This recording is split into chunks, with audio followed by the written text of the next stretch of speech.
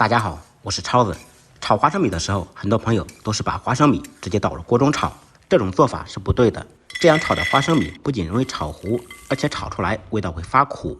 今天超子给大家分享炒花生米的正确做法。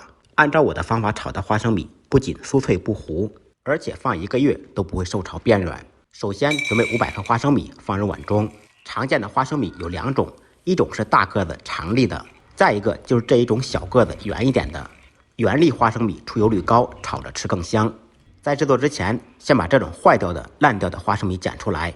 这种花生米炒出来会发苦，吃了对身体也不太好。全部捡干净以后，先倒入1小勺白醋，放白醋，花生米吃起来不干不涩。然后倒入适量的清水，用手抓拌清洗一下。经过简单的清洗，花生米可以吸入一点水分，而且还可以洗掉表面的灰尘和杂质。洗干净的花生米捞出来，放入盆中控水，可以放到太阳底下自然晾干。着急做的话，也可以用媳妇的吹风机把水分吹干净。水分彻底吹干以后，下锅炒的时候就不会溅油，而且不容易脱皮。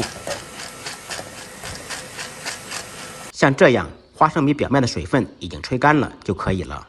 煮豆燃豆萁，炸豆用豆油。接下来起锅，放入少许花生油，冷油下锅，放入晾干水分的花生米。接下来开中火慢慢炒，用锅铲不停地翻动。在加热过程中，使花生米受热均匀。前期先开中火，把花生米的水分炒干。这里一定要注意了，无论是炸花生米还是炒花生米，一定要冷油冷锅放入花生米，这样我们在炒的时候才不容易糊。如果是热锅热油，或者是热锅冷油放入花生米，倒入的一瞬间，外面熟了，里面却是生的。我们炒制花生米在锅中噼里啪啦的时候，这个时候改开小火，这个时候的花生米已经7、8成熟。当声音消失时，花生米微微裂开，就证明可以了。